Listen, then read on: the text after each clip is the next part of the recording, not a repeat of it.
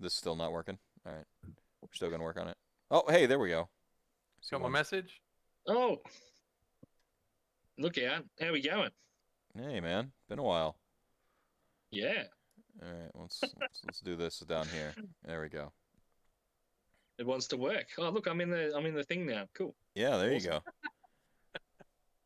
Oh, succeed? Nice. Yeah. Yeah, success. I've been saving something for you, Mr. Meph. Oh, no. Ready? Oh, no. What is this? Oh, no. You hear that? No, I didn't. No. Did you fart? Did you fart on I just lunch? opened a beer. Oh, okay. Yeah, you know, here, I'll have one with y'all, and then I'm going to hit the hay.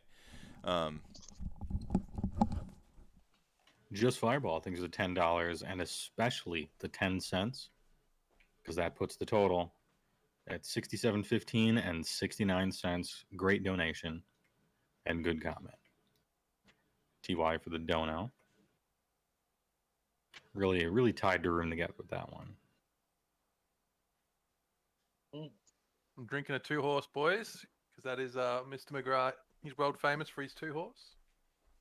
You're Mr. McGrath, aren't you? No. I mean, my name's Joel, but... I just wanted to add to the confusion a little bit. You know? Don't even try to confuse me. I'm bad with names, and you're both Joel, and so I'm not even trying. I'm the better looking one. That's how you remember who I am. One of you has an image, and one of you doesn't. Yeah, well, just take my word for it while he doesn't have one. Yeah, there's no way to know. Yeah. Yeah, so thank you both for jumping on tonight. I mean, that's really awesome. The Upside Down. You shared the Black Dog site with me, so I'll be making a donation to Black Dog, your charity fund, for all the Australian guests we've had on tonight. So you know, little something to show the camaraderie and the sort of the interconnectedness of our man, brain's going already. It's early. No, that's fantastic to hear, mate. Black Dog do a lot of good stuff over here, so... Yeah. So I figured it's the least you can do, like, because, you know, Mental Health America's in the name, but I wanted that camaraderie, that, you know, people helping out, you know, that's how it's helping each other. That's what it's about, right? So, cheers. Thank you for being on. Really appreciate it, mate. Yeah, good on you. Cheers, guys. I wish I had a beer now. I don't have one. I'll just have to have two for you. Two for both of us then. Yeah, there you go. What time is it in the Upside Down? It's just gone 5:30, I think. Yeah. Oh, yeah, 5:30 p.m. Yeah, 5 o'clock. Perfect. Yeah. It's an entirely normal time, yeah. Glad to hear some decent fucking accent, says Hades. Oh, man. Yeah. How long have you been going for now, Meph? We are at 16 hours, 38 minutes. It's still early days. Oh shit! Are we allowed to swear? Oh, whoops. No, you're fine now. We're 2:30 a.m. You're fine. We're in the after hours, official after hours. That's why I scheduled you guys later. This was strategery. I knew. I've listened to Bush Radio.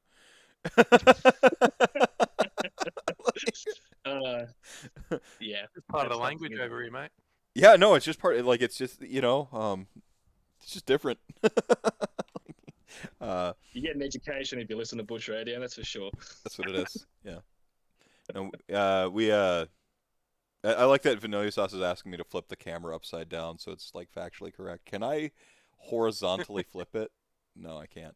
I can in my pain here, but that's too much work. Yeah. It'd be a vertical flip, but I'm not. Not pushing my glasses up to the bridge of my nose on that one. I was up at 7, so 5 more hours will be 24 hours, so minus 19 hours of activity for me in general. So, nice. Kick flip it. Do a kick flip. Motherfucker. I got Heywoah. He's my fucking ace up the sleeve, man. I don't know. Talking of people I don't get who have support, like why people supported this last year, and Heywoah's just been doing it like my whole life. He just inexplicably backing me up. I'm like, dude, but here you are. So, He's Yeah, a good dude. A good he friend. is. I don't think we've actually officially met before, Heywoah, so good to meet you, mate. It's good. Oh, hi, both Joels. Little bit Appreciate it. starstruck. No. Oh yeah. Oh, hey, thanks for My name is Wildlife Joel. liking my I stuff. heckle you in the chat a shitload, so What was that? Sorry, I didn't hear it. I heckle you in your chat a lot, so you probably don't like me very much. Oh, do I have hecklers? I don't know. I don't even think I do. Oh, just talking shit. I'm not giving you too much trouble.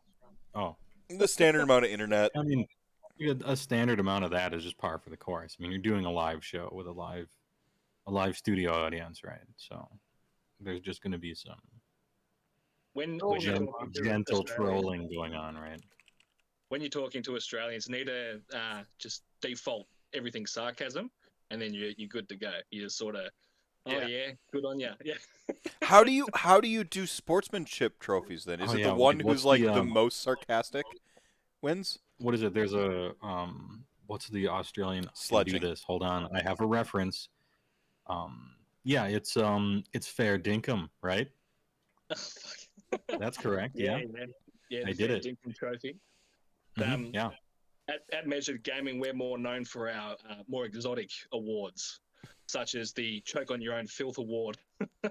And what's the other one, Joel? What's the other one that we did that was good? Well, you the can't best tell- looking man in Warhammer. So Yeah, most handsome man or something. most handsome man. How do you determine choke on your own filth? A person who's a reputable player running a net list, whoever like out of that sort of group that's chosen before the event goes worst, I suppose, chokes. So yeah, they go up in front of the crowd and everyone laughs at them. It's brilliant. Well, like it's that Schadenfreude. Like everyone likes to watch the culturally. I don't know if it's the same in maybe it's reversed in the Down Under, but up here like we love an underdog, right? Like I feel that's universal. Everyone loves an underdog, right? And so there's a little bit of the reverse is true, right? Like you love to watch a top dog get taken down a peg. Like there's just something enjoyable about it. Yeah. That's actually a really good idea for it. Like the pure net lister who just crashes and burns because they didn't even test the thing, and it's all about. It's much more to do about how good you are than necessarily what list you have. Although obviously that's important too. Yeah, JP's list bot actually really kind of shined a light on how much player skill matters as a. It's why Vince won't admit that Soulblight Gravelords are good because Brendan won with it, and he's like, you're too good of a player to like for that to count. Also, like every time a good player, correct. Yeah, yeah, that's an entirely correct and fine criticism to have. Right? But if he was on Slanesh, if Brendan was on Slanesh, he wouldn't have won that tournament. He is a very skilled player, but some armies just don't have the juice. Yeah, there's only so much you can do, but still, I think it's kind of funny and also kind of true that you can dismiss his winning because he's too good to to give them have his win say something about the army he's It's playing. true. I mean, you're not. That's what I get every fucking tournament. Bullshit. You're too good to count. I think when we did the Choke on Your Own Filth Award at VGT, which was earlier in the year, we had two of our own club mates going for it. So they were both 2 and 2. One was running Croak Xeraphon, and the other one, what was Kenty running? Joel, was it Zigzag Power? Eels. Oh, it was Eels, yeah. So we had Eel Spam versus Croak NATO at VGT. It was brilliant. Croak lost. So poor Roe had to get up there and get embarrassed. It was a lot of fun. Highly recommend that award. The loudest cheer for the weekend, like without a doubt. So how do you determine the most handsome award? Random dice roll. All right. Completely random. Yeah. No. No hurt feelings. It's all random. Yeah. I actually love that. I truly love that. Like, I think the personality of a tournament is defined by the trophies and obviously the TOs, but like the sort of crystallized will of the TO is that's a trophy, right? Like that's how you make it concrete. You make it real. So. Yeah. No one wants to go to a tournament just to get first, second, or third. You know, they want to they want to be the best looking person or choking on their filth or something random, you know, the Fair Dinkum trophy. That's what it's all about. It's all about a bit of fun, you know? And you can't, nothing says that you can't have fun with prizes. So, Well, that's what we're all about. I now have a new career goal. I will win a most handsome award in Age of Sigmar. I got to. If I don't, this will it'll be like this is my new quest. Honestly, the way Joel's come up, because he comes to all the tournaments, the way he's come up with giving out prizes at tournaments, I think is the best way I've seen. So all the tournaments, well, there's a couple of tiny prizes. Most of the prizes are put up the front at lunch on day one, and your name's drawn out of a hat, or come and pick out one of these. So everything's put in a wrap. I fucked this up. Everything's in a box, and you can't see what's in what, right? They're all in like packages. So if your name gets drawn out, you can come up and pick one of the packages and get a random like you did. Whoa, Vince Some up of at the prizes 2:30. Wow, how's it going, Some of Vince? the Back in the prizes are chat. fucking So glad. sick. And some of the other prizes they're like booby prizes. So over here we've got a biscuit called the Sayo, and there's a joke called the Soggy Sayo. So I'll leave that to the imagination, but anyway, you can kind of get where I'm going with that. Yeah. And but what you can do is there's some really fucking epic prizes like box sets and shit, and there's a big fuck off inflatable dice, and you can roll this dice, and if you roll the 6, you get the massive fucking sick prize, or if you don't roll a 6, that's it, no prize. And it's a lot of fun. Whenever everyone comes up the front, it's always roll the dice, roll the dice. Yeah, it's a good time. Dude, Saturday So night. that would be the that'd be like the Games Workshop Rules Rider prize. All 6s you win. We put some truly horrid shit in those mystery boxes, like boxes of slang or sayos. It's on it. Ooh. There's a lot of slang gore. You prefer to get the sayos right at that stage. What you want the slang gores for? But so you just roll the dice and hope to get something which is nice. I think we had a whole heap of Battle Force boxes and brand new code battle tomes and all that. So yeah, it's good to see what you're actually rolling for. But, yeah. Sorry, I had to duck out. I don't know if you've covered all this yet. My 4-year-old daughter's operating the microwave by herself. So No. yeah, fun times. Yeah. No, It's a by dad children. game. We've long established that it's a dad game, and every stream we have just proves that that's all. Yeah. I have not played a TTS game on stream where my opponent did not have to put his daughters to bed, and I've had a different opponent every time. Unreal. Also, by the way, some Norwegian dude, TY, for the $15. Very good donation. I appreciate it. Good cause. Yeah, thank you. Thank you so much. Possibly you have a comment. I can't read it, but good comment. I'm still here, so I can read I can do this. This is something I can do. I can check for comments. Yeah, I like Knigget's comment, soggy slangor. Yeah, that sounds about right. That's a good prize. Yeah, man, Slangor Fiend Blood. I can't. It's becoming a joke to you guys to where it's like the white elephant in a box of giveaway stuff. Like Nobody wanted it. Nobody wanted it. How local. Like not How even local for the like, pattern. not even to paint it as a cool model. No, that's how like dejected people feel about the Slangor. Yeah. I reckon if they were in the Beast of Chaos battle tome, that'd still be the worst unit in the Beast of Chaos battle tome. That's saying something. Even Wow. worse than the Warcry ones, yeah. Man, that's Well, outrageous. yeah, the Warcry one's actually good though. That's the problem, right? Like, where's that War Scroll? Where's those stats on that War Scroll? If they had that, like neg 2 red 3 damage or whatever, then that'd actually be good. Yeah, you had 3 of those, and that's what you got. Yeah. It's just dumbfounding that they've got that Slangor in that Underworld's warband, and he's like fucking sick. Yeah, And the he's actual better than the Slangor's normal dog ones. shit. Yeah, than the real ones. Yeah. He's a named version, so he's got to be better, right? Oh, and, Yeah. It really puts it into perspective for me when we're doing a news segment and here's the new warband. Everybody look at it. Don't they look cool? And then chat's like, oh, that's an archer from this thing. So obviously this army is going to get archers More that look tech. like this guy Guilty. really soon. And they're going to have exactly those stats. No.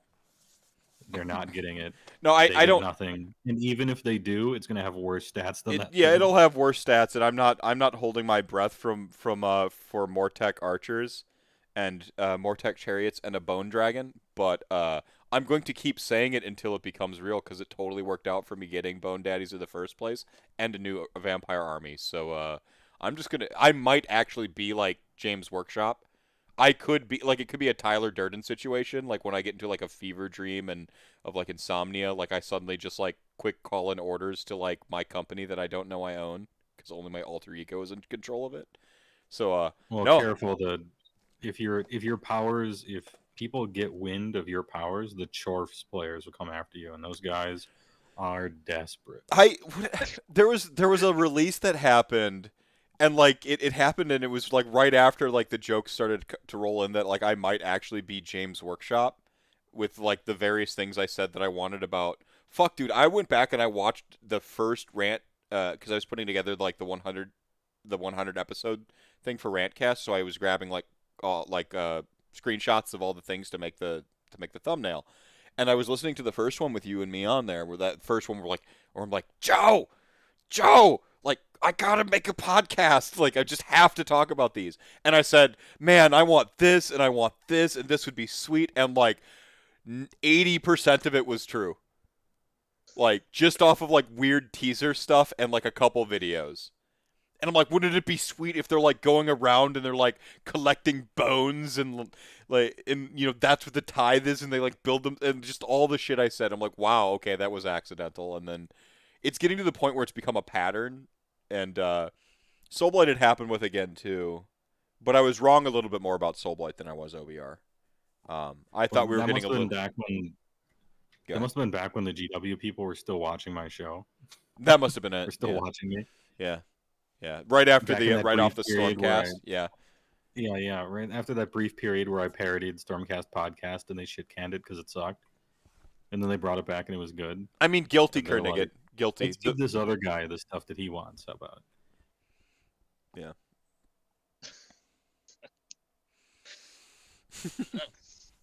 Yeah. I think. Yeah. Yeah. No. But there was something that happened after.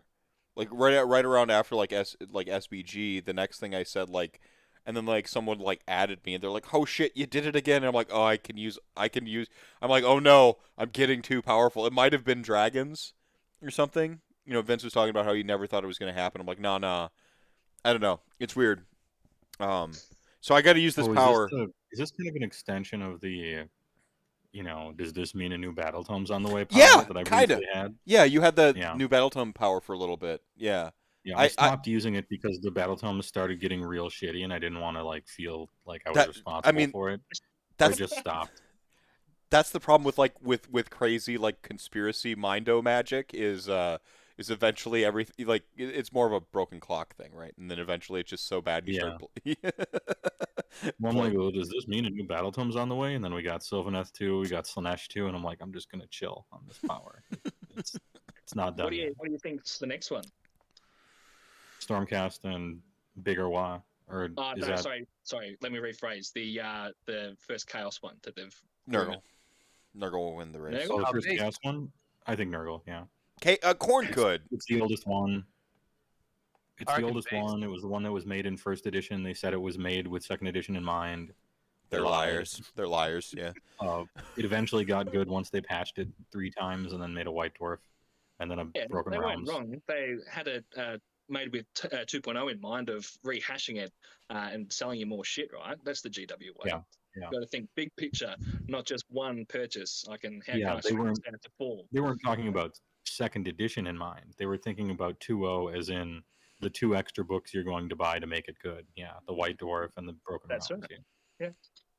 It all makes sense. Germ, thanks for the $5. Appreciate the donation, Germ. I'll tell you what, though, as a Nurgle player, I do not want a new book. I'm quite happy. Oh no, they'll get worse if they get a new book. All the abuse that exists right now they'll get worse. Dude, some of the stuff you can do with Plague Bearers right now. Oh boy. Yeah, Plague Bearers are real good. They're real good suddenly. No, it's it's a bit of a shame he had to give up Great Blight Kings for it, but I mean, who really liked that? the Plague Bearers are only capped at -1 now, aren't they? Like they've got the War Scroll rewrite, so they're not -2. Yeah, they to be don't shot they at, don't have they're the only neg 2 like shooting thing, no. But They're actually better anyway.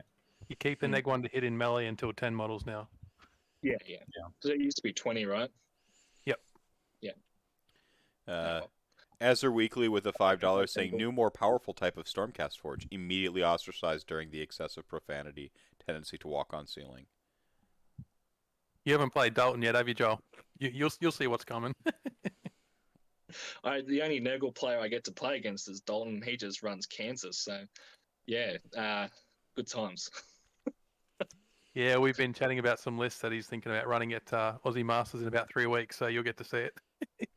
Oh well, I'm planning on bringing Iron Drakes, so that's it should be fun, right? I love that. I love that the army is just becoming called Iron Drakes now. There's something adorable that it's just known by one unit name. Like the whole of Cities of Sigmar, like and like a couple of like overlapping order things. The entirety of it has just become Iron Drakes. That's what it's called now.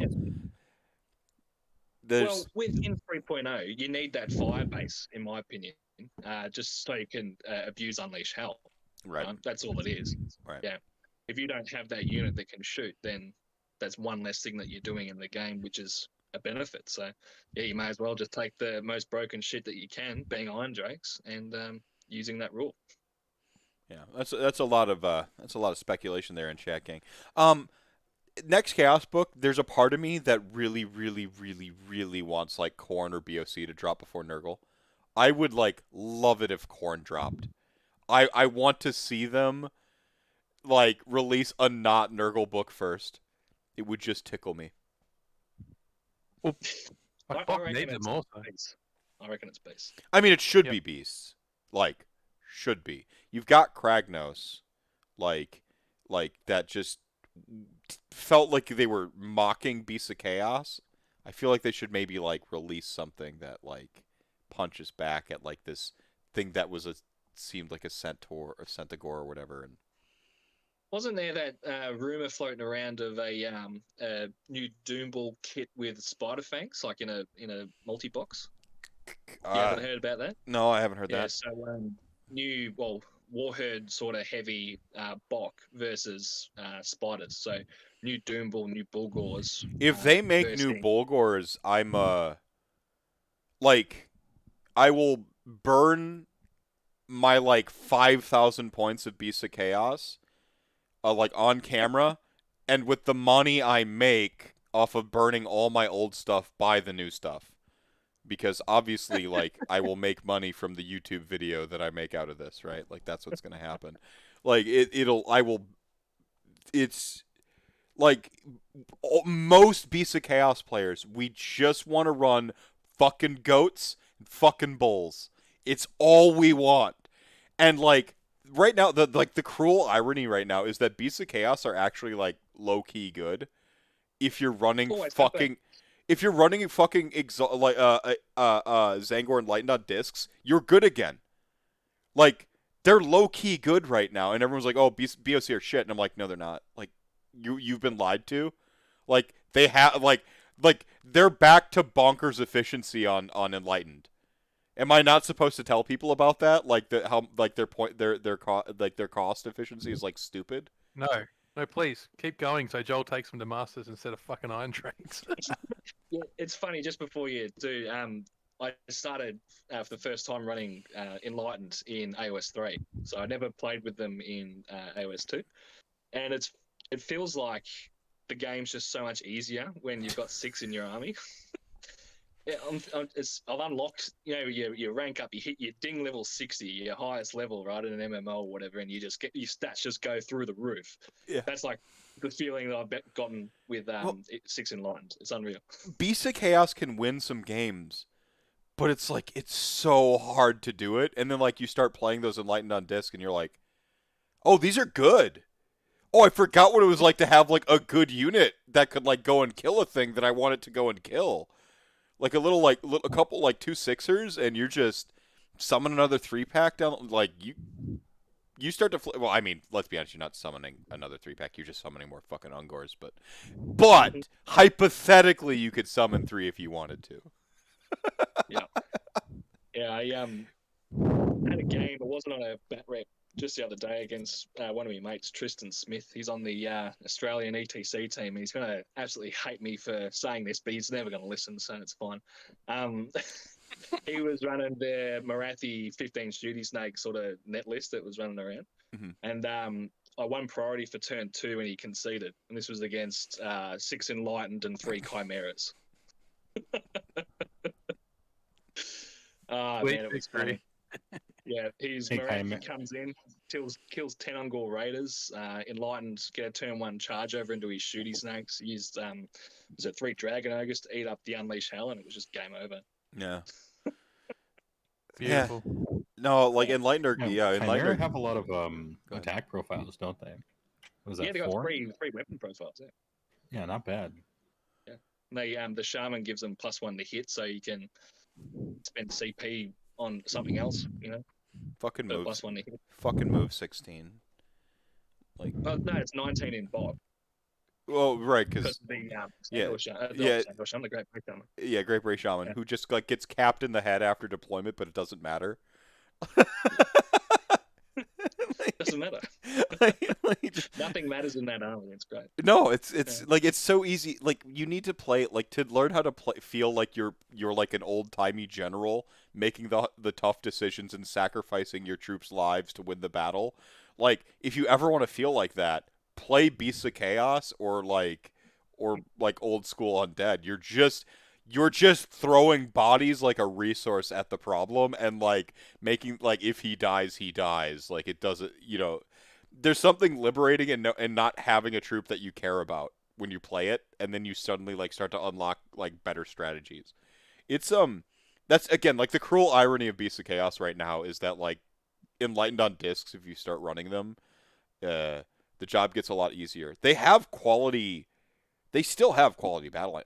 Like Ungors are like just so dirt cheap. It's chaff or speed bumps. Well, I wouldn't say quality. It's what was that? They're 70 for 10 now for 10 Ungor. How many points are Skinks? 80? 70? Yeah, well, that's different. Yeah. Skinks are actually good. They're not. Yeah. Well, actually, Ungor. That's not fair because they're actually good. Yeah. I mean, all right, fair enough. Yeah, no. Ungor are still good, but they're not. They're good at what they do. And Ungor Raiders, I've always had a soft spot every time for. Every time I play against BOC, I kill like 400 points a turn, and my opponent's always just like, yeah, acceptable losses. It's fine. Yeah, it's fine. Mm-hmm. Yep, that's why I put them there. I put them there to do that, which was die. Yep, this is fine. Yep. Yeah, the inevitability of playing Bok is your army's going to get tabled 9 times out of 10, but you should still win. Half of those games. So. You have to play so hard. That's the problem. That's like, yeah, you can win if you're like you're Fibonacci sequencing your deployments and your movements, and you're just doing stuff that like again, the game's not designed to play that way. And then Beasts of Chaos is like, fuck it. But there's almost something like that fits their fluff, like that they don't care about the rules, that they're like pure anarchists. They're like, fuck your rules. But I don't know. Yeah. What I found with the change over to 3 and all the points increases for a lot of the more sort of abusive armies is BOC tends to have almost the same amount of sort of wounds and bodies on the table, whereas a lot of the other armies don't these days. And so there's just less to screen and your army's not dying as fast now. I think they're really good actually in the new edition, but I don't think that a new player should go out and just pick them up. No, and there's that not this way feeling the whole time you're playing them. You're like, not this way. You just wanted, you want it to be the 420 blaze it, like, raiding and pillaging the other person's table side. Like, you want to just line up Bestigors and Bulgors, charge forward, and just fucking smash. And that army doesn't do that, even remotely. Don't you feel like beasts give up too many battle tactics now, though? That's what I thought about them. No, because you just take your 3 units of Ungor and keep them in the backfield, right? And then you just have Ungor Raiders instead. They're still 20 points more, but they're not battle line, right? So there's one battle tactic. I don't know. You can run monsters. Heroes are usually harder to kill in PoC unless if you got ranged output, just because there's so much shit in between you and your opponent. Monsters are, you know, they're not essential, but you can run them still. So yeah, look, I don't know. I don't think that it's as easy to get battle tactics against block as certain other armies where they're relying on their battle line to be the mainstay of their body count. Yeah, fair enough. Yeah, raiders do work in that army, and they just kind of always have. Again, the cruel irony right now, the enlightened thing, and they're gonna get a new book, and like raiders, the thing that's been keeping that army afloat long after it should have, are gonna get shit, and I'm gonna be mad, but it's all right. Yeah. All right, I'm gonna head to bed. Don't worry. Go ahead. Whatever is bad right now will be great. That's how it works. It rolls Bulgors, over. yeah, no, the pendulum. Bulgors will become great, which is cool because we've been waiting for this. This is all we've ever wanted, is to just run fucking big ass minotaurs and like sweet ass goat bros and like again slap. That's all they want to do. By that logic, my big stabbers are going to be top notch. Let's go. Yeah. Mm-hmm. Shanzor Can't saying wait for. "Aw, see, aw, see, aw, see." Thank you for the $5. All right. Is that Azir Weekly with the $5? Azir Weekly. Deep inhale, boy. Enjoy your posts if that's actually you. Yeah, it is. All right. I'm gonna be back in 15. I'm lying. I'm gonna actually go sleep for a little bit, but I'm gonna leave this on my chair and mute myself. Heywoah, you're the man now. This is your show. Everyone who's donated so far, thank you so much. Keep it going. Where are we right now? $6,745. Do I need to up the top secret, or do I need to add the top secret goals? Do you think you'll hit 8K in like 4 hours or 3 hours? Probably not. No. Unknown. We'll see. I think it'll be a funny meme because it still tracks it, right? Yeah, it still tracks it. Yeah. Yeah, I think it'll be a funny meme if it fills all the way up. All right. Yeah, we'll make sure to wake you up when it happens, mate. Yeah, I'm gonna actually turn on my ringer, Halo, Yeah. in case you need to call me for technical difficulties. Sure. So, all right. Take care, guys. Thanks for stopping in, by the way. Thanks, No man. worries, catch you, mate. You're a good man. I'm all right. Take care, everybody. I will be back to join the chat gang block at 6 a.m. If I have, we might have to do a catch up on drawings, but see you all soon. Yeah, when he gets back, we'll do your, rolling for prizes and all that kind of stuff. We'll catch up on that. If you have a comment when you're donating, I can't read them because it's part of the back end of Tiltify. So if you want your comment read, type it in chat. And if you in fact donated, I'll read it. Or at least attempt to. All right, cool. It's my show now, so all donations will be coming to me, which is still a charity of sorts, so we're good. Very good. You All right, deserve so- it, Heywoah. What was that? Now we can start the party, right? Yeah. All right. We have let's see, a totally illegible piece of paper on that chair there. Virtual paper chairing.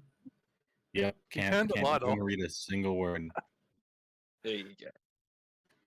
True can Jargon Rex read is back in. Heywoah After Dark. Yeah. There you go. Still can't read it. Anyway, hey. Hey. Double Jolies. How you guys doing this fine evening? What is your block? We're halfway through. Good question. What are you here to? Are you here to deliver knowledge via syringe to the brains of chat right now? We can. I don't know if I'll be much fun. What was it that Meph told you to come here and bring? Nothing. We're just here because I think the whole point was for him to go to bed while we came on and made ourselves look like asses. So, yeah. He did want us to talk a bit about the Australian scene, and how it's going. So we can have a little chat about that if you'd like, Joel. Yeah, man. Yeah, let's do it. Lay it on me. All right, I guess I'll start. So look, we're over in the Oz scene. Our season finished at the end of July. So we've got our Australian Masters coming up in about 3 weeks, which is pretty exciting. For those of us tryhards in the scene that care way too much about little toys, but no, we're sort of not doing too well over here with COVID at the moment. So we're a bit on edge if it's going to happen or not. It's a bit unsure. So so that's sort of where we're at. It's going to be held in Victoria, and we'll definitely do something. But a lot of other states have basically already had a line put through them because they've got some bad shit with COVID going on, as I'm sure it's similar over the world. But no, we'll have a good time regardless. Hopefully, we get to throw some dice. That's what I'm looking forward to. Yeah. Yeah, as a matter of fact, we're yeah, as a matter of fact, we're suffering for that as well over here, getting that Delta variant. That's what we've got at the moment.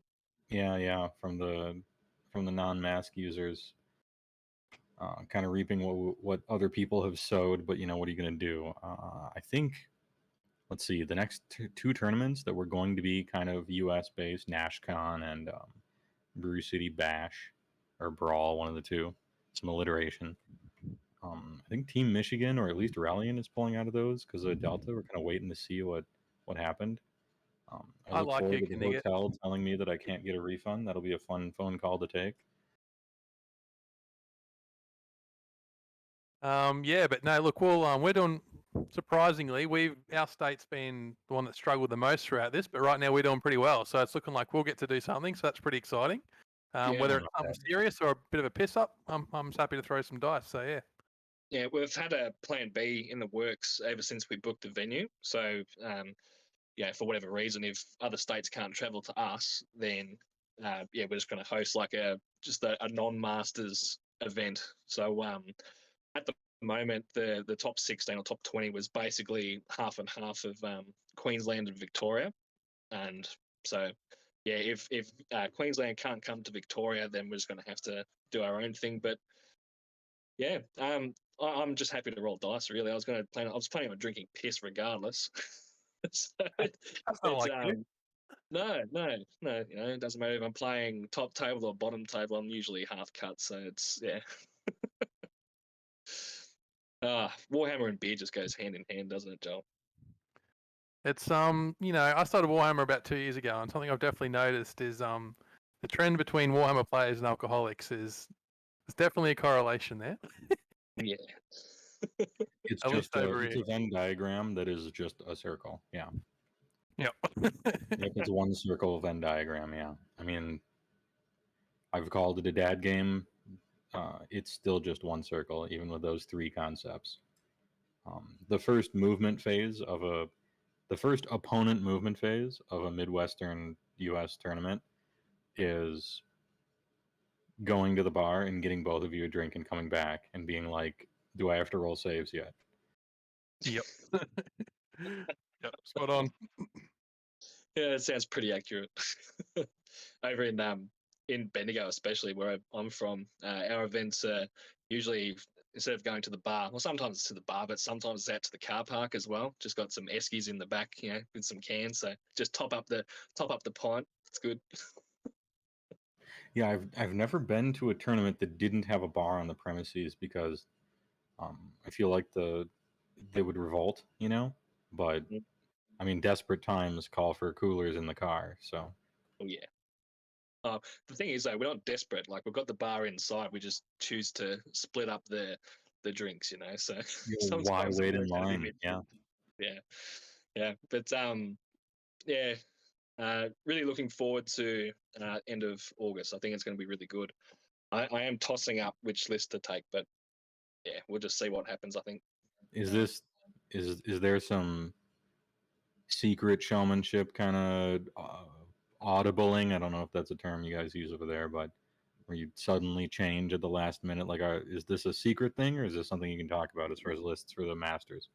Oh no, yeah, I'll talk about my list. But usually, if I try to pick something, I'll work with that and then change at the last minute, just because I have a change of heart. But so the first list is 30 Iron Drakes and Gotrek in a City's army in Tempersite, and then the other one is Beast of Chaos with 3 Chimeras and the 6 Enlightened.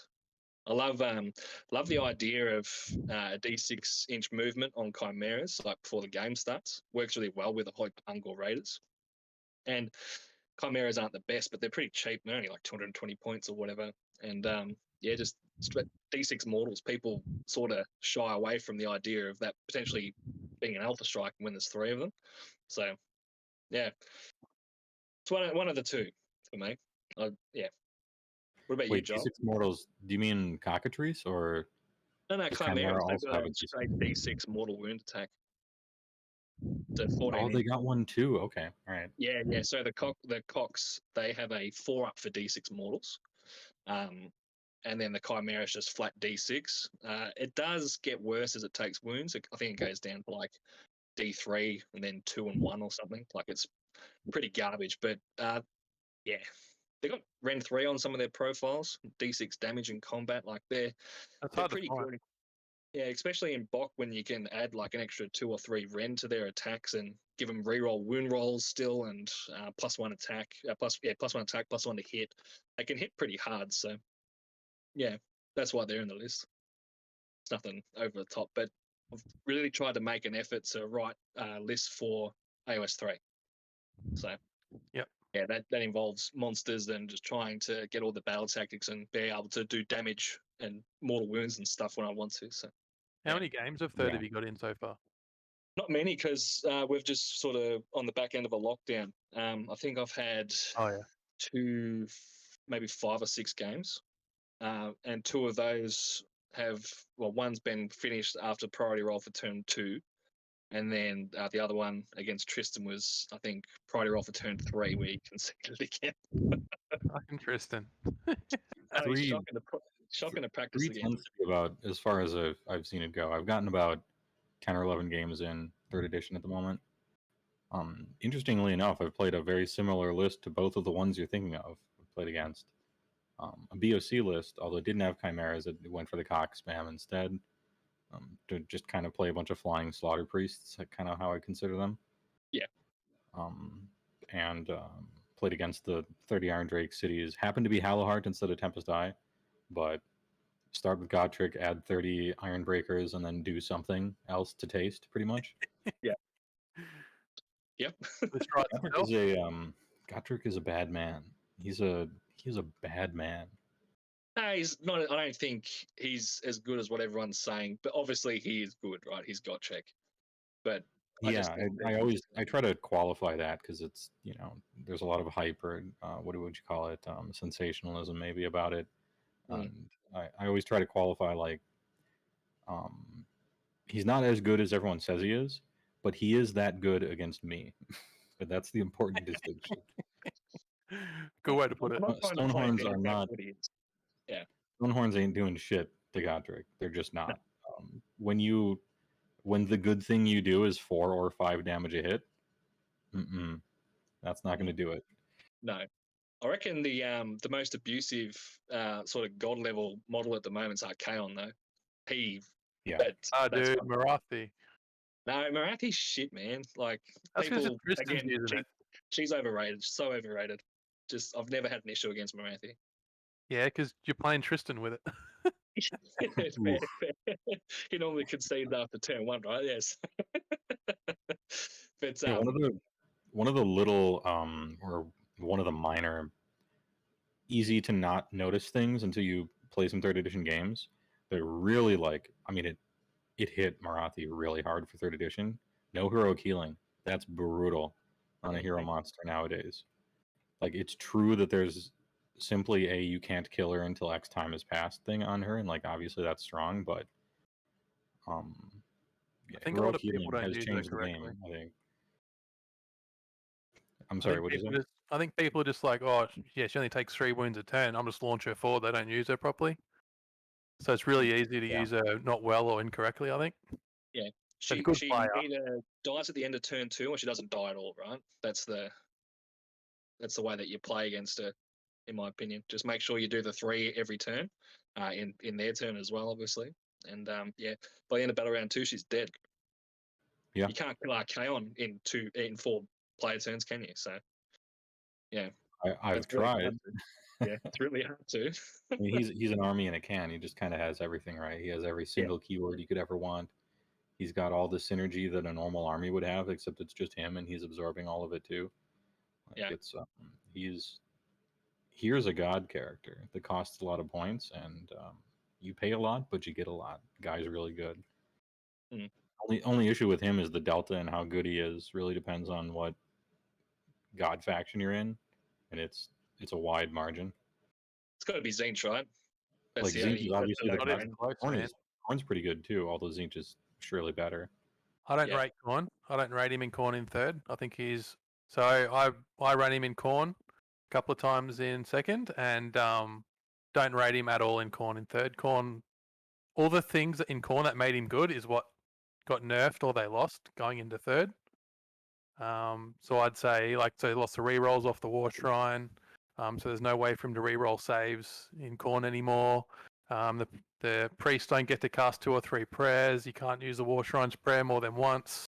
So I'd say, yeah, I don't rate him at all in Corn at the moment. I've tried real hard to write lists, but I just can't find one that I like. Yeah, I think the Zinch version of him has the right balance between offense and defense buffs available to him. So you can still get your +1 to hit and wound and rerolls or whatever the fuck in Zinch. Plus his neg 1 to be hit. You got Destiny dice as an insurance to make sure that something actually dies. You just don't have any of that in Corn. You can get +1 attack a couple of different ways, but like at the end of the day, that's sort of it. One advantage in Corn is you can fight twice straight after each other. In Zinch, you can still bring the Chaos Lord and do some tricky things. But there's no weaknesses in Zinch with Archaon, really. None at all. And Corn has still got a few holes now, so that's where I'd be coming from. Yeah. Like the most powerful thing I see people doing with him and Corn is moving him in the hero phase. Yeah, Blood Tithe. Just want to. Which I mean that's good, but it's not. Is it Tarquin Rex? I want to just answer his question real quick. Is it hard to start a list without Gotrek when you're in order? No, because what you do is you just take a Frostheart Phoenix and more Iron Breakers. Yes. Like, done. Anyway, so I just wanted to point that out real quick. I'm playing No, in a good answer. I'm playing in a TTS tournament at the moment, so it's TTS doesn't count. Get that out of the way. But almost every order list has a Frostheart Phoenix in it. There's Daughters of Cain lists that have a Frostheart Phoenix allied into it. It's insane what that thing can do. Fucking Jesus.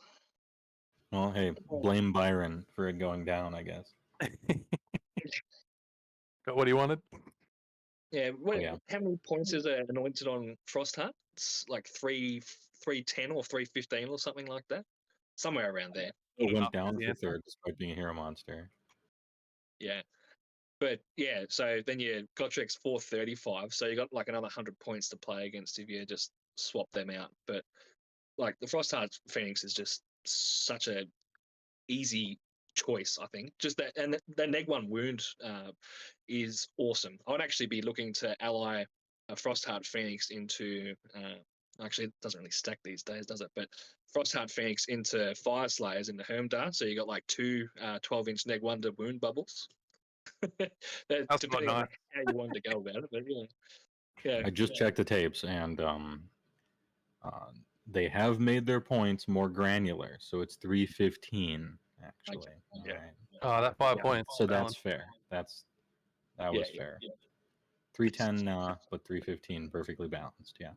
Well, I mean, you can't really save stack on it anymore. The Phoenixes were notorious to be running around with like a 2-up actual save.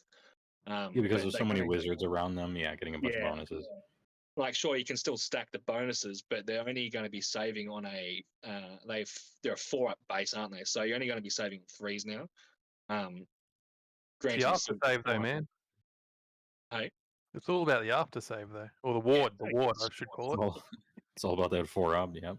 Yeah, Rain or 4-up shine. ward. Thing is, though, No if you big can deal. prevent damage going onto the ward, then you're good, right?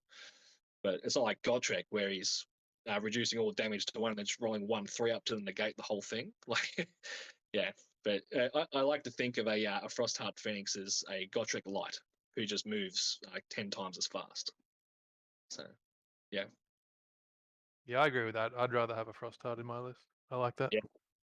Yeah, I'm planning on doing a conversion with gyrocopters and some spare frost heart bits and like not springs, but making it look like a kite. So yeah. Oh, cool. Be Yeah, fun. like an ornithopter. Yeah, sweet. That would Yeah, be sick. Yeah, so I have a couple of gyros and yeah. What are you looking to take, Joel, to Masters or not Masters? Well, I've got a Google Doc with all my potential lists, and I think I'm up to about 20 pages at the moment. So it's just a few choices at the moment. Oh, it's a Um, PowerPoint evening. Okay. Oh, it could be. We could go through all my lists, all my secret tech.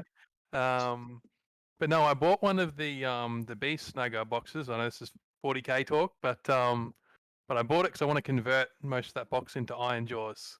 Because I reckon they look fucking sick, and Ard Boys are like straight trash as a sculpt. So I've got this stupid idea in my head that I just really want to play Iron Jaws right now. So I'm trying real hard to get that out of my head because they're good, but they're not event winning good. But that's sort of where I'm at the moment. But I'm trying to shake it. I just can't. If I don't take that, my competitive list would be. So I'm sort of the Archaon guy. So it'd probably be an Archaon list. Everyone would hate me, but I mean, if It's you're not Masters. bringing the heat, if you're not bringing the heat to the Masters, what are you bringing it to, really? Yeah. Right? So true. I Yeah, feel it's like that's fair. like I said to one of my mates, it's if most of the people that qualified can't come because COVID's saying no, then I reckon I'll take a bit of a fun list and might take the Iron Jaws. But if it ends up they come and it's a serious event, I'll probably end up taking some sort of filth. I'm looking at an Archaon list, or I've got a pretty gross Legion of the First Prince list floating in my head. I'm sure a lot of people have seen some variant of that, but you basically stop your opponent from playing Warhammer for about 3 turns. So it's not much fun, but I'm a sick man, so I enjoy watching my opponent squirm a bit. So that's also a possibility. You can do some pretty fucked up things with First Prince at the moment. Yeah, I played against an army like that on, I think, was it Rusty Puck Open TDS tournament like 2 weekends ago.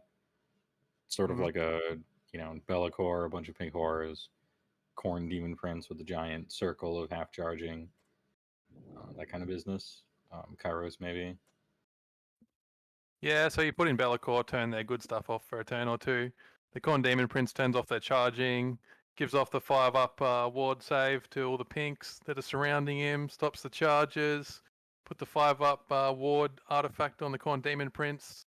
You can also make him the general, and First Prince have a reroll all saves trait in that you can put on him. It's only in melee, but obviously he's a 3-up save, so you can quite easily get it to a 2-up save, re-rolling with a 5-up ward. So look, it gets a bit gross when you start to think about it. You've got Be'lakor there, he's palming off wounds to the pinks or above a plague bearers near him, so you can't kill Be'lakor. You can run 30 plague bearers with a Sloppity to turn off pile-ins. So something like Gotrek or Stonehorns is going to be an issue. You just 2.9 away from them, and they're not going anywhere until they retreat. So it's look, there's a lot of you're basically stopping your opponent from playing Warhammer, and you're having a good time, and they're not, and you can chuckle away. But yeah, I think there's some real power there. But it is a pretty, I guess you could say, an NPE, but I guess it depends how you feel. What do you call NPE? But no, that's definitely a possibility if I want to go to win for sure. Yeah, I remember I played against it and it was so sweet, I thought. But then again, I'm the type of person who like really enjoys seeing like super filth in action. Like I want to see how gross it can get. And I just find that entertaining, win or lose. The average person probably not, but I guess I'm weird. Yeah, Oh, I didn't even talk about the. Sorry, I didn't even talk about the summoning of the pinks then, and then you got your Kairos for the once per game dice change to top Yeah, the key 3d6 charge and like you need this. a 10, right? On 3d6. Yep. And so almost every turn, maybe 50% chance, whatever, but extra 5 pink horrors is so backbreaking too because it's way more than that. Yeah, 3 out of 5 turns on average. You're getting basically 15 free pinks a game, which is pretty nuts. Kairos changes the dice. He snipes off the support heroes. Yeah, like obviously there's so many layers to it, and in a good player's hands, I wouldn't want to be playing against that. That'd just be brutal. Yeah, it reminds me of the Magic the Gathering deck called Dump Truck from way back in Extended, where you would just take every mythic rare that was single-handedly amazing and just put all of it in one deck and figure out a way to play to all of their strengths. Yep. It's just like, okay, what's the best control piece A? Take it. What's the best control piece B? Take it. What's the best, single target, 6 mortal wounds straight to some dude's face thing, plus, I don't know, maybe Umbral Spell Portal or something if you want. And I'm like, what's the best chaff in the game? All right, I'm just taking all the mythic rares, and here we go. It's the dump truck. Yeah, that list basically gives Anonymous. an answer to every sort of problem in the game, whether it's a god tier hero monster or a Death Star or a hard hitting melee army or an alpha. There's a way for that list to stop every single type. You can get it to a 2-drop as well, because you don't really need the enhancements too much. So you can always take first against an alpha and put on the Con Demon Prince ability, for example. And it's really good at denying battle tactics. So yeah, it's just brutal, man. I wish you lived a bit Yeah. close to me, Joel, so I could be practicing against all this shit. Because I only get to play one turn against my locals, so be good if you lived like 2 hours closer. It would be nice, mate. Trust me. I wish I could play more in person Warhammer. It sucks about living out here. Ah, well, Yeah, TTS is fun amazing. for testing and everything, but there's it Not the just ain't same, the is it? same. Yeah. Yeah. Anonymous, thanks for the $5 donation. Appreciate it very I can much. comfortably say I've never played TTS just because I don't have the hardware. I probably I don't know. I'd probably play Counter Strike or something if I had a PC at the moment. But yeah, I don't know. It's I was, personal I was- taste. I was gonna say it's like a fairly old game, like Tabletop Simulator technically is like a 2015 game. It's like possibly if your system is old, you can still run it for the most part, but I don't know. Probably a laptop could Feel do it. the same way a proper game though does it. It's like you said, it's fun for a test, Yeah. but yeah, it's not quite the same. But hey, it's better than no Warhammer. I feel like it's like advanced theory crafting, right? Like Yeah. if you really wanted to get out a pen and paper and be like, okay, this is how I'm going to deploy. I'm drawing the circles here, and then here's my flow chart plan and stuff. Like a TTS game is basically like super advanced, taking a bunch of notes and theory crafting, really. But it So why feels like actual Age of Sigmar, like not quite. Still, I'm playing in a TTS tournament at the moment for a list I wanted to test for Masters, and shout out to Stuart McCowan, gave me this idea. So it's Archaon Zinch, and you bring a Chaos Lord, and you give him the Arcane Tome, so he's a wizard, and then you bring Lorcon the Soul Seeker. So you teleport the Chaos Lord up the board in position to give Archaon the double pile in. And you also bring Cogs, so you're casting about 20 spells a turn with all the wizards in the list, and you could never, without testing that list, you couldn't take it to a tournament and play it because you're making a million decisions every turn. So it's perfect for something like that, and it's definitely given me proof of concept that list is completely fucked. But so it's perfect for things like that, yeah. But it's not the same. Yeah, I But mean, it I'm was glad it's there, also, we can use it. I mean, it was sort of like the necessity is the mother of invention, right? Like it got a huge influx of people making stuff for it as soon as COVID was out. And hey, if you can't play it in real life, TTS is very much the next best thing, especially when everyone was cooped up in their houses and stuff. But yeah, It was a good substitute, wasn't it?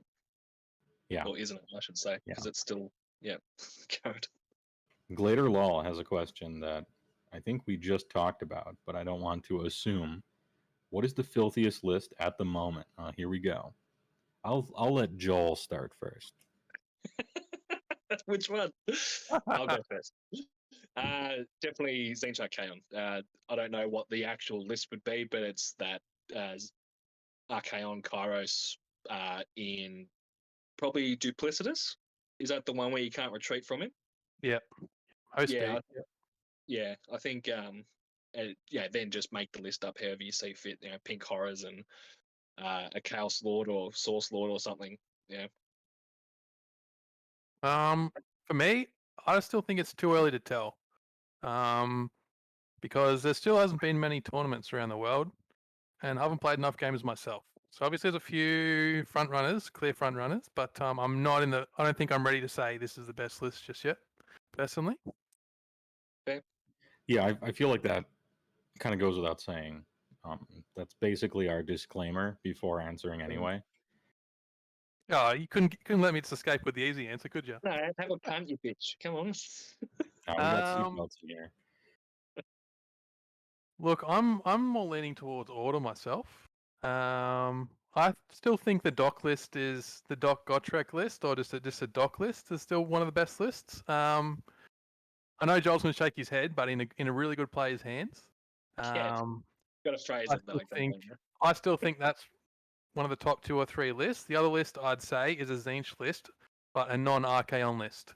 So I'd say a Tzeentch control list, running something like a Be'lakor, Kairos, and a bunch of little wizards with the cogs around.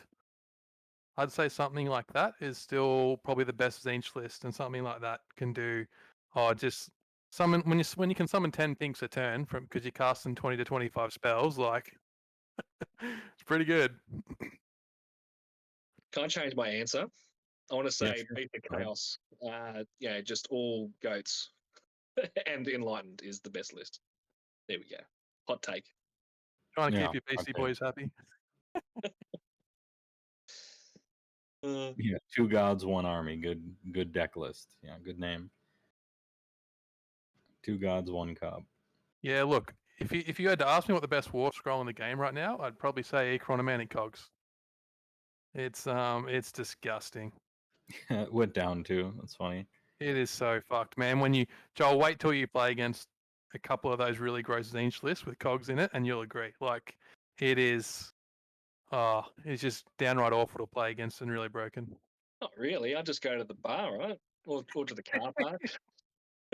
Oh yeah, you got all your spells off. No worries, mate. Yeah, yeah. You got 20 Destiny dice. Cool. But whatever. Probably the right way to approach it. Yeah. Not Destiny dice. Sorry, the summoning points. That's what I meant to say. But Yeah, fate um, and fate points, right? Yeah. yeah. Look, yeah, I find that kind of Warhammer really boring to play against anyway, because I don't really sort of play heavy magic lists. Yeah, I like the getting stuck in and combat and movement tactics and all that. But rolling dice for the sake of summoning points is just silly. Like, Tzeentch have access to a whole heap of spells, right? But you know, 1/3 of them actually do something when you need them to, like damage, and then a third of what's left is they just it doesn't really do anything anyway, and then the other third's defensive buffs. Yeah, I don't know. By the end of your hero Oh. phase, you're just throwing spells out to get summoning points, really. Correct. Yeah. Yeah, they're not even choosing targets. They're just succeeding at a spell and then no targets. Yeah. Yeah. Yep. Especially with cogs. So I've only played against 1 pure Tzeentch so far in 3rd, but I rolled a hot sick boxcars to unbind cogs with a nice. maw pot butcher. This fucking idiot just gulping down intestines and taking mortal wounds from successfully unbinding a spell. So I unbound cogs turn 1, and I unbound cogs battle round 2 as well with an 11+1. And so, tactically speaking, I recommend trying that. I found it works really well against Tzeentch. Yeah. That's legendary. Yep. He should be taking his blue scribes and getting it out for free, but there you go. Oh yeah, that's another Tzeentch has everything. Blue scribes are so good. Those are the AoE, well, not AoE, but cast a spell to reroll everybody else's spells. Yeah. Yep. Yeah, it's look, it's a bit silly, and we still got another fact to come, right? So hopefully, I'm hoping they change something on that end, but it's definitely going to be around. So like Joel says, I reckon lots of bar time when you're playing against that list. Imagine being Games Workshop and looking at some Garbo ass like D3 mortal wounds endless spell and being like, I'm thinking double the current cost, and then looking at cogs and being like, maybe -10. There we go. perfectly Yeah, I balanced, think as done all with. things are. The endless spells are in the GHB as well, aren't they? So they still need a FAQ. Yeah. Yep. Ooh, there you go. Yeah, technically they came out in an FAQ that rewrote all of them, and then GHB. I'm talking about the generic ones, all the like say Basic Chaos, for example, their spells are in the FAQ, but like Cogs and Purple Sun and all that, the generic ones, they're all in the GHB. So that if you're taking them to a tournament which says that you need facts for everything, then you shouldn't be able to take them. Or there you go. So Technicality. Easy. yeah, for Masters, Just talk to the if TO there's beforehand. Yeah. if there's no GHB fact, then you won't be able to take Cogs, mate. Sorry to burst your bubble there. Does that mean Yeah, we you just- can't play the tournament because there's no fact for anything? No, just play core rules. It's all good. Open play, man. Open play. You just I'll call ring the you up, judge yeah. over every round and be like, my opponent here is cheating. This is no FAQ on this one. Yeah, and we're very strict in Australia. No fact, no play. So Right, yeah. We are anyway. We are. You got that roaming floor judge like a Magic tournament. Judge, my opponent, just trying to play by the rules, mate. Oh, by the way, I'll just put that sportsmanship thing right in front of you for the whole game with like $3 on it, like you're at a restaurant. not passive aggressive at all. KR Knight, who's your pick to win Masters and why is it Tubbs? We're talking about Sean Tubman, who lives in New I don't know Zealand. Tubbs. He's going to win the Australian Masters. Yeah, that's a really good pick. Yeah, that's it. Tubbs definitely. That's Tubbs. Is he a dual citizenship? How's that going to work? I don't know. No, if I could pick someone, say who was in the top 16, it would definitely be me. I'd definitely win Masters. Without a doubt. I reckon I've got as much of a chance as Tubbs winning Masters in Australia. There you go. The trick with Joel when you're playing Joel is, hey Joel, would you like another beer? Joel, would you like another beer? Definitely. Every phase, pints. Yeah. If I haven't had 5 liters of beer at the table, you're going to lose. No, who's your Tell you who's what, your every tip, shot is a +1 to whatever roll you're about to make. You give them that power, and they'll defeat themselves. It's the whole excess and temptation, right? Yeah, I like it. I like it. You can only do that if you're playing Slanesh, I suppose. You think Vus Real from Facehammer is currently 3-0 with OBR in UK tournament? I believe it. Yeah, I've seen people do what is it, Nagash plus something in Petrifex Elite. Yeah, it's good. It's And underrated. doing pretty Can you well still in spam OBR. Mystic Shield? Yep. Yeah. Yeah. And be like, here's my 2-up, basically unrendable, rerolling ones kind of thing. Like one of the 3 individual rerolling save effects in the whole game that they didn't remove because maybe they forgot, maybe they thought it was fine, unknown. I think it's funny that the other 2 they didn't remove are both applicable to Archaon. Yeah, well, I mean, everything's applicable to Archon, just about. So, True. or Arcane, I mean. Yeah. The man with every keyword that Kragnos doesn't have. They're inverse opposites of each other. Oh boy, making me sad now, Heywoah. I'm my favorite army is Slaves to Darkness in a tie with Orcs, and I'd love Kragnos to be good for my Orcs, but no, poor bastard. Yeah, it's weird. They've how should I put this? I guess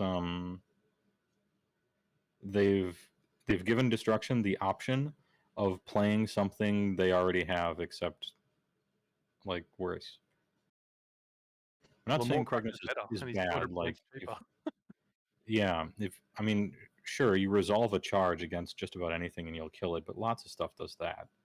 I just like, wish. do you want Kragnos or you want a Mega Boss on Maw Crusher? Do you want Kragnos or you want a Frost Lord? Do you want Kragnos or you want a Taker with a Amulet of Destiny or something like that? And it's like almost every Destruction army is just like, nah, our guys do that actually, and for 200 points cheaper with synergies, the things that you try to play in your armies. Well, if he had like the Iron Jaws or Bone Splitters keyword, like You're laughing. He'd be dynamite, but Oh no, yeah, no just keywords just for so you. you can take a war chant buff, right? Here you go, +1 damage. Yeah. Have fun, mate. Off you go. Here's your I wanna- 3d6 charge. Yeah. I'd like to war guy, chant 3d6 charge that guy because you're still. I guess then you're multiplying 3 numbers. That's fun, right? Really hard to get a 7 on that. Oh, if it works like that, oh baby, now I'm getting excited. Yeah, What do you guys Kragnos think about has the potential level to up be good, hasn't he? mechanics?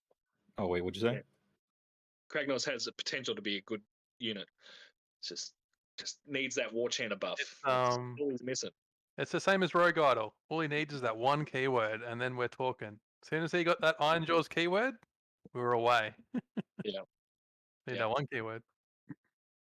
So Oh, Sleepy donated $5. Well, my sympathies, but also thanks for the dono. Appreciate it.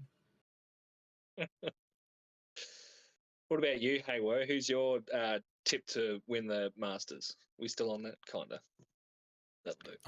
I don't have the list of what people are playing, and I'm also not familiar with the Australian metagame, and so I don't know anyone on it. You would also have to say Tubbs would win, yeah? Well, no, both of you are invited to the Masters, right? Yeah. All right, and you both and Tubbs are the only people I know that are going, and Tubbs isn't. So I'm thinking Joel. Yeah, Joel probably Yeah, cool. 50-50 shot of getting there for sure. I mean, it's a smart answer. There's 2 of us compared to 1 of everyone else. So Yeah, and I don't know the name of anyone else, and so this is it. Who is going to be the biggest choker at Masters? Is there Biggest somebody with a choker. history of that? oh god, Oh. Ugh. Well, it can't be me because I play garbage, right? do we give the politically correct answer or call people out? He's I gonna mean, all the people in chat, they don't know how to clip stuff in Twitter. It's fine. They're too old for that. Yeah, no, not at all. It depends Um, on who's had too many drinks and how horny I am, right? Who can we get really drunk on a Friday night and fuck their weekend?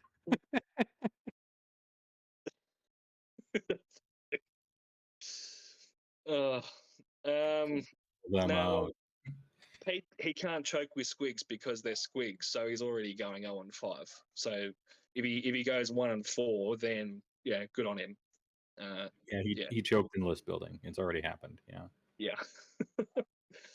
Yeah, I don't know. I'm hoping that one of the veterans on the scene choke, actually. That'd be nice just to see, like, not exactly a Dave Kerr, but a Dave Kerr type of player who's reputable. Yeah, going like 1-4. It'd be funny. Just say it. You want me to go 1-4, you prick? Nah, it's your first season, mate. Talking about someone who's been there and done that before. Hey, you could choke, though, because you came second in the rankings, right? And yeah, there's high expectations on you. So yeah, you'd be a good candidate to choke. You and Pepperoni. I might Corey still Pat. just take Iron Jaws.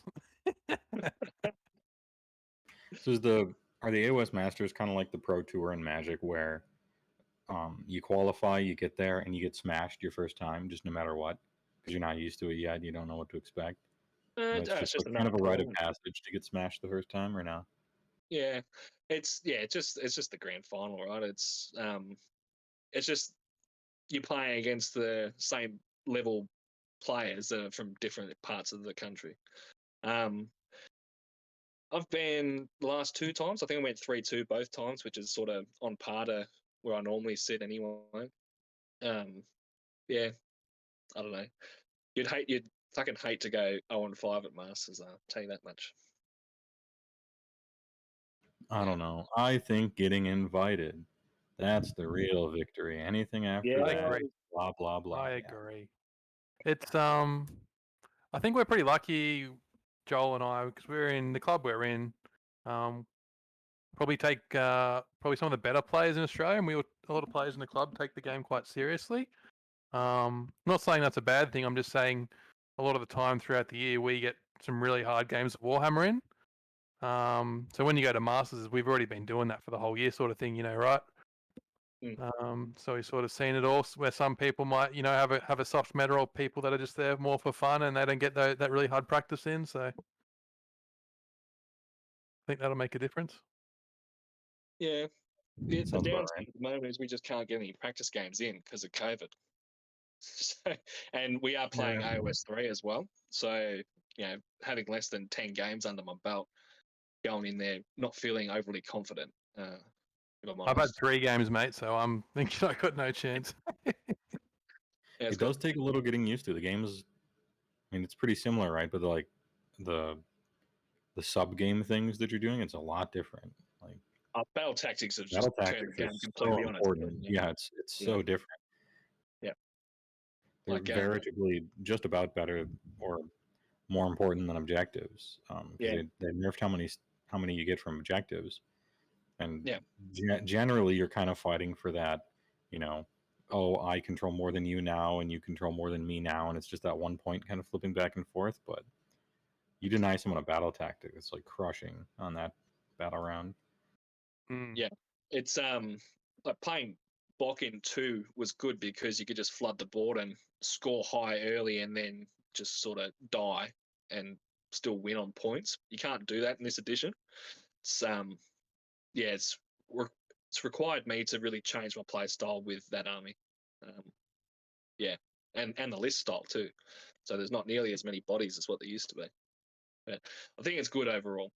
Yeah, and You it just kind of need that. requires your guys to be a little more not proactive. I'm not sure the term for it, but the word for a unit that can accomplish something, um, combat wise or damage wise or something. Because I remember playing against my Zinj opponent, and he was like, it was his first 3-0 game, and he's like, "Oh man, I gotta really need to change my list. Like, I got all these pink horrors and I have all these spells to cast, and I'm just like really controlling the game, but a lot of these battle tactics require me to actually kill something, and my list kind of doesn't.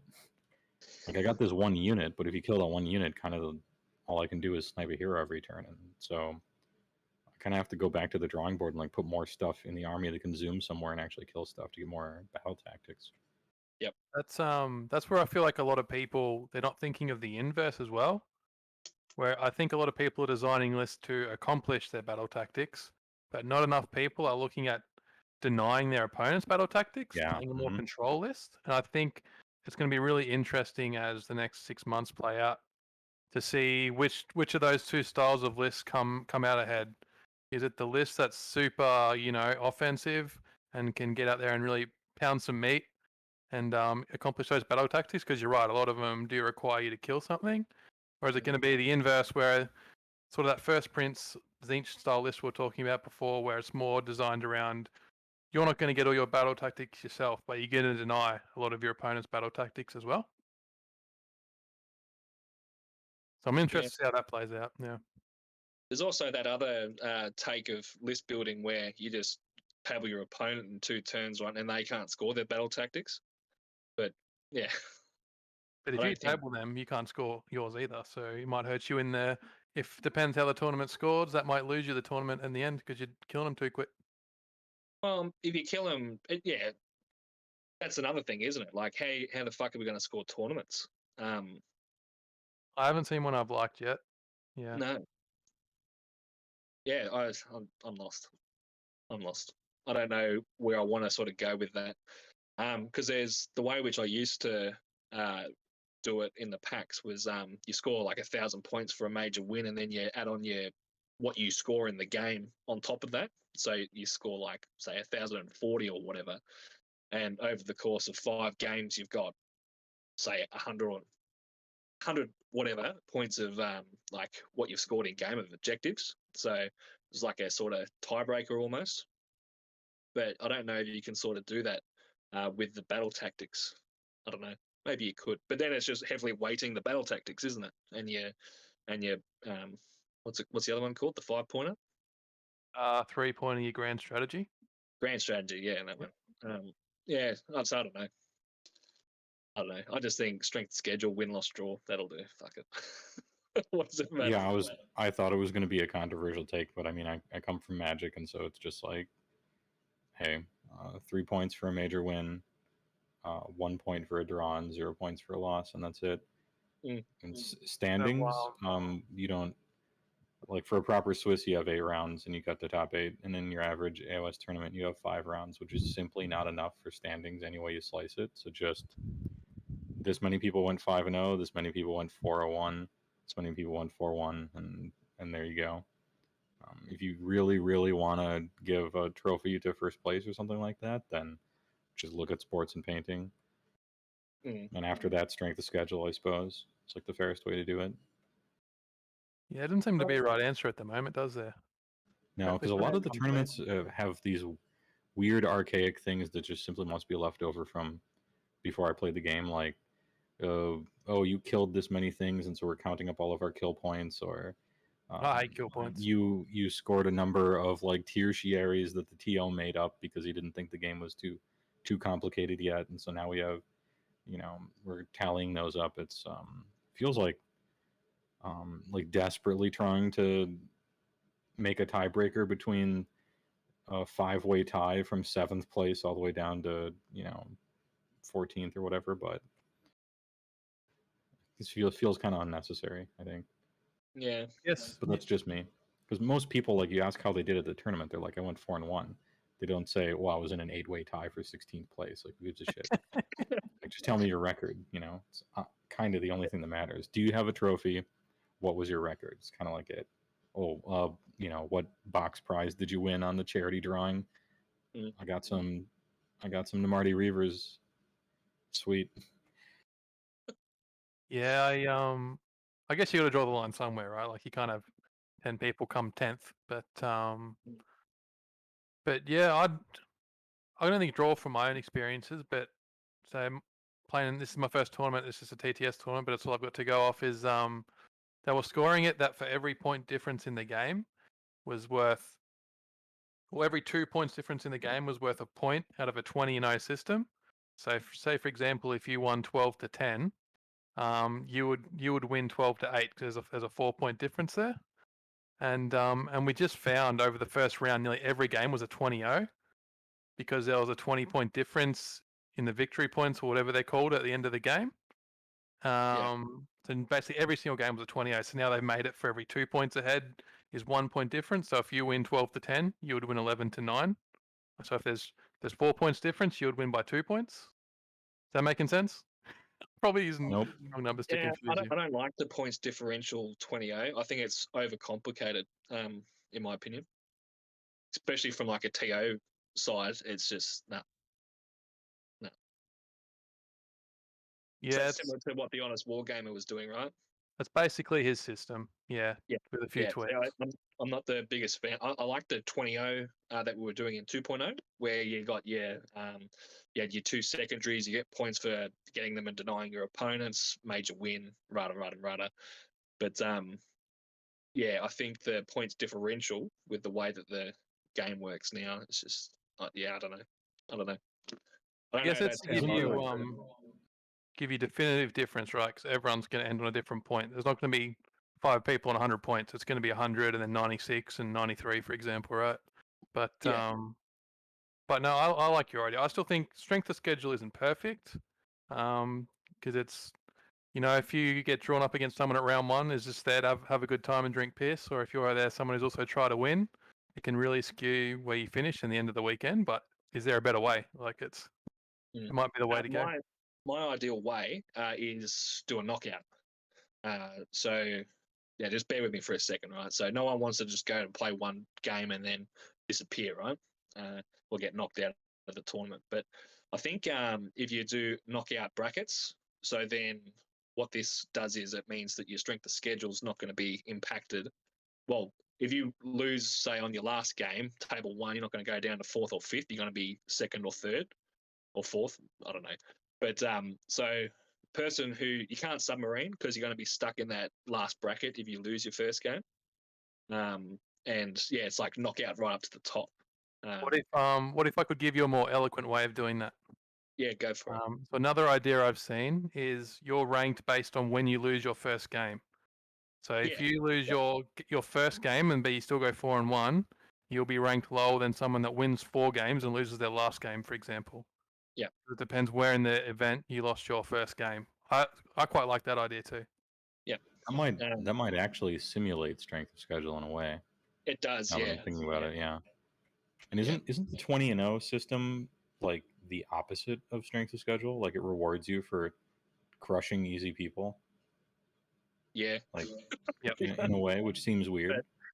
But it also gives your opponent to play for something. Like in the 28, if you're going to lose, you can still sort of say you're not going to have a point because I'm going to You can like screw, yeah. It obliges you to screw your opponent over or something. Yeah, I but, suppose you could have like a TO thing be like, when you're calculating your points, you know, go through all 5 turns and calculate the points like that, you know, just for early concessions, not to stop people from getting something, I guess. But oh, the Grob 88, thanks for the $5. Appreciate it.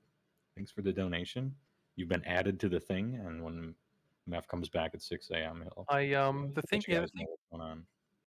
The other thing I really dislike about the 20-0 is you've got to play the whole game real hard to try and smash your opponent to land that 20-0. Where it's nice, I find in events, your first couple of rounds, you know, I'm a competitive player, I take the game way too seriously. And a lot of times you come up a guy who's just there for, you know, might go away 1 or 2 tournaments here, having a bit of fun. And if you're not trying to pound him 20-0, about halfway through the game, you're like, okay, I know I'm not going to win this game. We know the result. I can take my foot off and just sort of teach him and make it a bit of a learning experience at the same time. Yeah. And you don't get that in the 20-0, I don't think. Yeah, I was gonna make the exact. I was like, you know, take your foot off the gas a little bit because it's like, okay, I just won priority in battle round 3. You statistically probably can't win. I'm not taking the double here. Let's, you know, the person's let there them with enjoy themselves their as well. son and stuff, you know. But with a 20-0, you're like obliged to be as brutal as possible, even if your opponent isn't going to have any fun, which is a bit mean, I suppose. 20-0 works at, say, like a Masters level event where everyone's there to win. Yeah.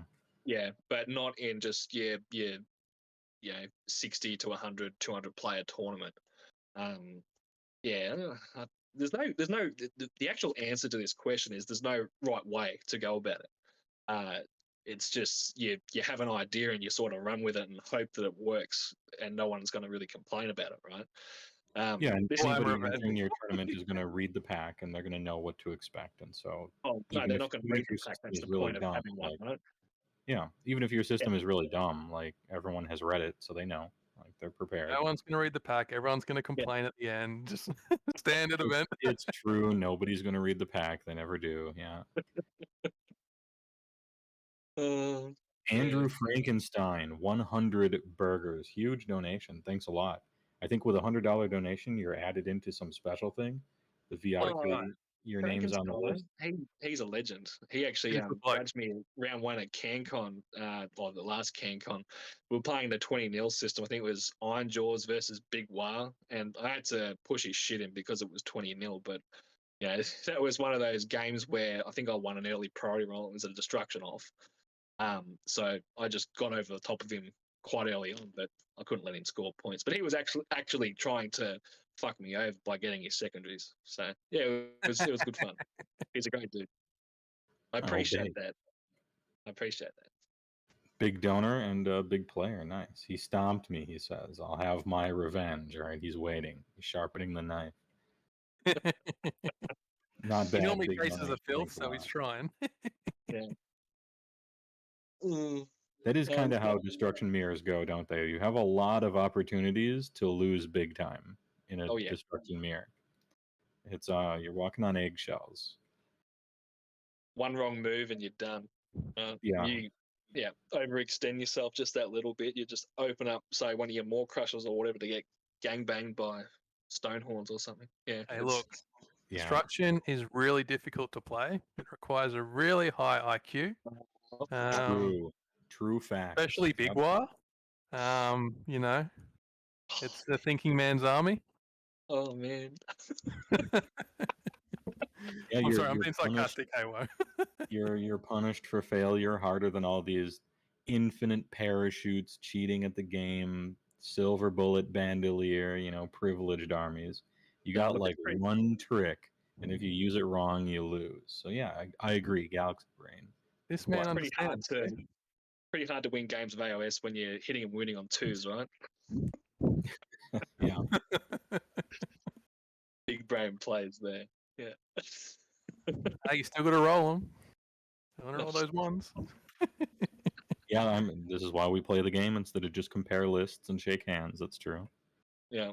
My most frequent IRL AOS opponents is Andrew Yells, who runs Iron Jaws for the most part, and that's that classic like Man of somebody culture. rolls an 11 to charge, and then spaghetti just flies out of the center of the table and lands everywhere. And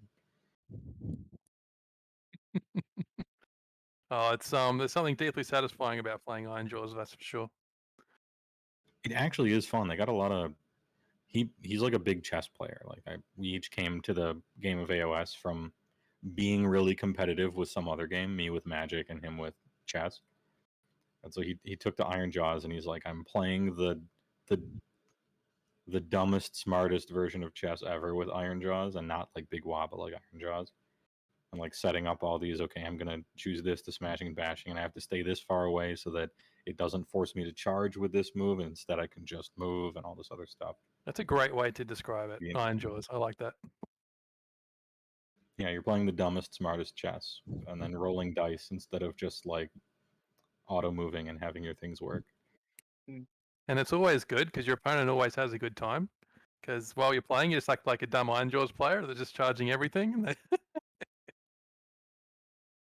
Yeah, and sometimes you play against meme lists and you auto destroy them for like no reason. Like I think it was Dragonfall last. I shouldn't say last year. Last year that AOS was possible to play, so like pre-COVID.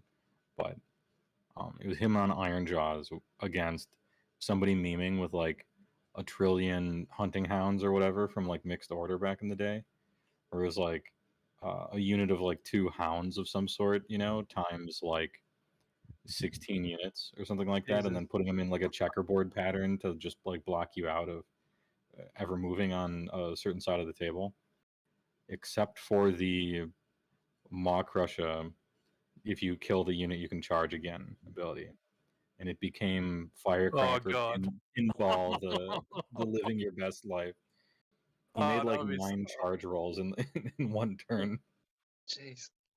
I didn't even think of that. That sounds so good. Yeah, Iron Jaws were their most fun, I reckon, in between battle times when they had the was it the GHB that made them Yeah. really good? Yeah. Yep. Yeah. That was a good time. That's when I jumped on them. Yeah, they had the GHB rules that were like super fun, and then like 1 month later they got a battle tome that changed the rules again. I really want to try new Iron Jaws with the Master of Magic trait on the Weird Knob for the reroll of the cast and unbind. Just so you always get that teleport off and ram 10 or 15 hard boys down someone's throat. There's that artifact as well, isn't there, for the auto cast? I haven't seen that one. The artifact or a command trait or something in, is it Bloodtooths?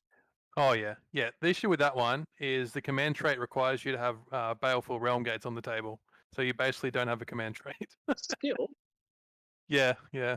It's the Oh, artifact. yeah. I think is the teleport, and the command trait's like, if there's Baleful Realm Gates on the table, you get this.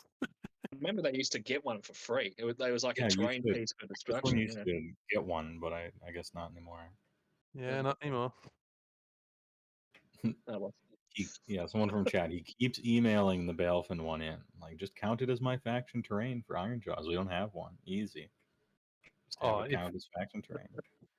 If I was a TO for a pack, I'd put that in. You can bring a Baleful Realm Gate. Let them have some fun. Just although quickly, not too much fun. Wait, what? 80s Death God 9, to me, are you excited to use either or both dragons? Yes, but in Stormcast, because I play Stormcast also. They look so bad, man. They're like kids' I love those movies. dragons, dude. I love them. I wish I could like them. That's fair. They're not destruction dragons, are they? Hey, dude. That's Like, true. I'm all in on Cruel Boys, so definitely different aesthetics, that's for sure. Yeah, they're like smooth skinned and more humanoid dragons, aren't they? I don't know what you would actually call them or class them as in dragon levels, but yeah, they're intelligent ones and they talk, so that's fine. I played a lot of Spyro as a kid, so that's all I see. Yeah. That's fair. They're quasi-realistic cartoon anthropomorpho dragon. Yeah. CR8 608, thanks for the $5. I appreciate it, as well as other mofo. TY for the 5 as well. Thank you for both your donations. You've been added to the thing, and we'll get back to you at 6. Meph gets back for drawings and stuff like that. The dragons, Nice yeah, one. they're. I didn't mind them. I'm like, oh, okay, so you went with this style, and so within the style you've chosen, are they good? Sure. And then someone pointed out the treasure trail, and I'm like, it's fucking weird, man. That's just weird. And Yep. I hadn't seen it, like it just didn't click, and then I saw it, and now I can't unsee it. So here we are. Mm. But I consider it on a spectrum, right? This is like the evolution of Australopithecus to Homo sapien, sapien, right? So at first we had star drakes, and we had dreadlords on black dragons and sorceress on black dragons and stuff like that. Cringe. Now we have Disney dragons, except a little more realistic looking. But Yep. they're moving in the right direction, and so 2024, we're gonna get the good ones. Like we're on our way. We're walking in the right direction. Plastic Carmine dragon. Yeah, there we go. Yeah, Those- so that's a those cool looking big, dragon. thick Bring back dragons. Waddin'. They don't skip leg day. Looking like Yep. Jeff Easley kind of Monster Manual 2nd edition looking dragons. Give me that stuff. I actually really like the corn dragon from Forge World. I reckon that looks awesome in terms of like being a dragon. Yeah, the dude on the back will just glaze over him and that Yeah. weird throne. But like the dragon itself, it's a proper big dragon. Yeah. Yeah, and Elspeth, that's what they. whatever her yeah. name is. Yeah, Oh, Hades Death God. Speaking of, $6.90. It's the meme number, TY. TY for the good dono number. Many keks were had. Yeah, and he's got Heywoah lols and Heywoah trash in chat. Good emotes. Yeah, no, it's a bit of a disaster here, Heywoah. The GW factory is in Sydney. That is locked down at the moment, so they can't send any GW minis anywhere in Australia right now. So all Really? these new releases, we're not going to get them. They're Yep. going to be locked in a Oh, that's factory. brutal. It's a disaster. there are ports in other states, like so it's not the end of the world. But yeah, I'm hoping that that distribution center isn't the whole East Coast distribution center for GW stuff, because that Is it would be. Is it a distribution center or is it a factory? It's just a like a distribution warehouse. center. They don't make Yeah. anything there. They just get it all in and then send it all out. Okay, all right. Because he said factory, and I'm like, oh my god, they made a factory. My No bad. more like literal double price for everything from shipping, but all right, I guess. We don't make our own stuff in Australia anymore. It's Nothing. all imported. So Hey, Send welcome it to to China America. and they send it back. Hey, it happened to my country too. Yeah. You got Made in America proud hats with Made in China on the tag. So if you go Exalted- into a souvenir shop, like say up at the Gold Coast or something in Australia, and you go buy like an Australian flag or a koala, and it's got "Made in China" on it. Yeah, yeah, it's Classic. unbelievable. Even the boomerangs are made in China. It's just doesn't make any sense. Exalted Griff TY for the $15 donation. Big, thanks a lot.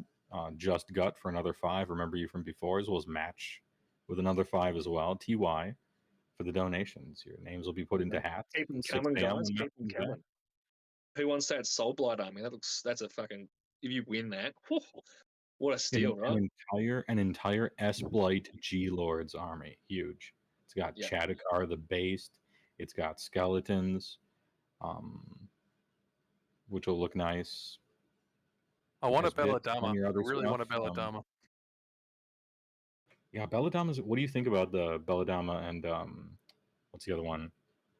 Vonar Kai something.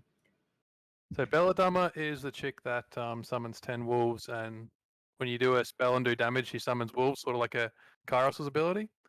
And I have a Feck army, so I'm like, I want to ally her into my Feck army. Doesn't it summon them like into combat too, which is actually kind of tricky? Yeah, it's really good. I like that. Yeah, that's potentially very strong. She's the She's plus- side saddle like Russian Wolf Rider lady. Yeah, Yeah, that's the one. when I first saw her, I thought I need to convert her so she's holding a bell. She looks like the Jane lady out of Game of Thrones. She's got the same sort of cowl. Yeah. What is it? The matriarch Tyrell, right? The one that poisoned people. No spoilers. Yeah. Oh fuck! It's after 7. I've got to get going, guys. I've got Okay, yeah. Your guys' block ends at 4. You are released. You're free from the curse. Cool. TY for showing up. Good chat, actually. Yeah, And that hey, was we got a fun. lot of donations and stuff. Good talk. Yeah. It's good. No, thanks for having us, man. Hopefully we didn't talk too much rubbish. Thanks No everyone problem. for donating. It's for a really good cause, and you guys do a really good thing. You and Meth both, Heywoah. So thanks heaps for having us, and thanks for everybody for chipping in. Yep. Great, guys. Yeah, nice meeting you both. See you guys later. Who's coming on now? We got Luke Stone. We're opening. Get ready to talk narrative. Oh, we're talking narrative? Oh, good, because I don't read much of that. So That's your it'll be an stick, so- interview format. All right. All All right. right. Yeah. Good luck with the rest of the stream, guys. We'll catch you on the next one, I suppose. All right. Thanks, See ya. fellas. Hooroo. See ya. Just got TY for the $5. Appreciate it. One last donation in there. Whether or not it counts for the 4 a.m. one, that's up to you. Luke Stone of Dad Hammer Neo of Cinderfall Gaming is slowly getting himself in here. Like he's got kitty issues. He says issues with the kitties because it is a dad game after all. So he's wrangling kids as you do. I am here. He's when gonna you are hop ready. in there when he gets a chance. Oh, he's here. Big, nice. All right, cool. Welcome, Luke Stone, Cinderfall Gaming, Give me a sec. CEO and proprietor of many a Facebook group as well as YouTube content.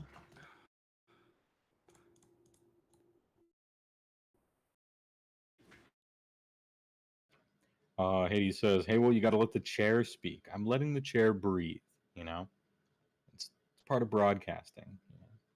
Sometimes you give your co-host a chance to breathe, see if they're gonna continue that thought or if they're struggling for a word, need to hop in, fill that dead space. I didn't know this was happening today," says Amfretier 11. I woke up and was like, "Hey, let's see what Heywoah was doing." Yeah, we're gonna a little charity marathon here. Currently at the 18-hour, 17-second, and 17-minute mark. Mr. Meph is on a break until 6 a.m. where he'll slot back in, total up all these donations, get the tickets in the big hat, pull it out, and send people their winnings. Question: you ever get sick of seeing the same question over and over and over in your AOS Facebook groups? Oh, this is for Cinderfall, who was briefly in the channel, and then he had to wrangle his kids, so he'll be right back. The answer, probably, probably yeah.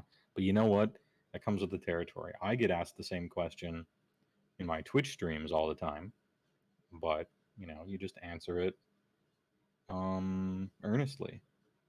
Unless you answered the question, unless like you did a news segment for 2 hours, and then somebody shows up at 2 hours and 1 minute into the broadcast, and they're like, "Did I miss the news section? Can you go over everything again?" Like then maybe you tell people to watch the VOD, right? But like, yeah, I answer the same question all the time, and that's just part of it.